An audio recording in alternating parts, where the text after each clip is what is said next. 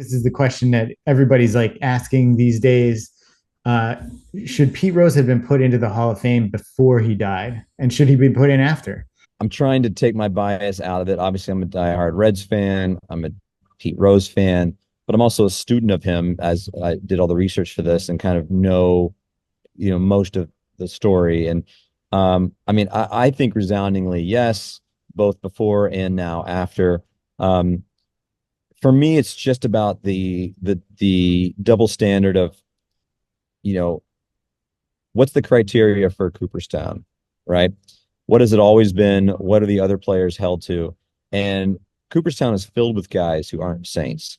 Ty Cobb is at the top of that list. Yeah. You know, I mean, people have checkered pass right and left in Cooperstown. And, what Pete did was, I'm not going to say it wasn't wrong, but he bet on himself to win the game.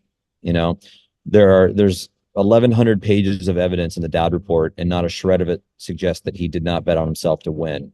There are hundreds of betting sheets that are actual betting sheets of his. None of them have the Reds to lose.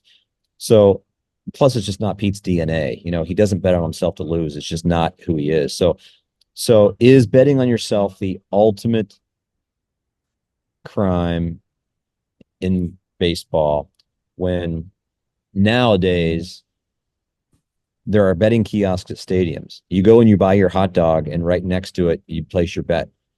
I think there are 13, no, more than that. 17 of the 30 stadiums this year have betting kiosks in the stadium. There are FanDuel logos mowed into the grass. Yeah. So, baseball and gambling used to be, gambling used to be the biggest taboo in baseball. There's the Mickey Mantle and Hank Aaron were once fined an incredible amount of money because they were signing autographs in a casino. They weren't even gambling. Right. They were Yeah. It was the they had ultimate separation of church and state, right? it's baseball wanted zero to do with gambling. They didn't even want Mickey Mantle sitting in a casino signing autographs because it blurred the line of, we're mixing this and that. And now that line is so blurred between baseball and gambling. Now every team has to submit their lineup 15 minutes before the start of the game, and the reason for that is that baseball now submits that lineup to Vegas, Yeah. all different sites, and they are completely bedfellows now in an unapologetic way. They advertise it. You see FanDuel and DraftKings logos everywhere. So I'm not saying what Pete did was wrong, but times have changed. The relationship between baseball and gambling has changed. He never fixed games or cheated in games. He bet on himself to win. He's one of the greatest of all time. To me, it's a no-brainer that Pete deserves to be in the Hall of Fame when you look at all that in totality.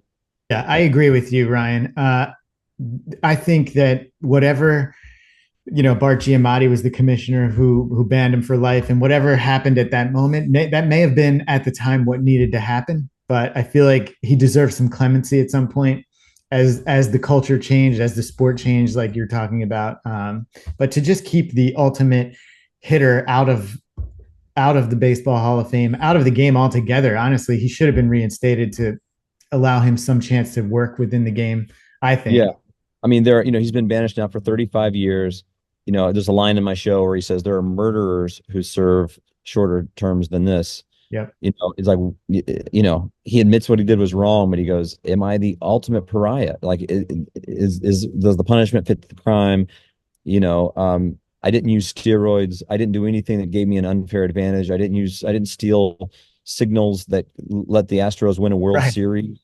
You know, I didn't inject anything that allows me to hit home runs. So, like, in light of what people do today and the punishment that they get, if you get tested positive for steroids, you get a 50-game suspension. If you steal signs, apparently you get nothing because those Astros got nothing. Yeah. It helped them win a World Series. And Pete's like, I bet on myself to win, man. I mean, in some ways, I mean, and I'm not excusing it at all and not approving of it, but he was he was that competitive, he was like that competitive, and I guess believed in himself that much.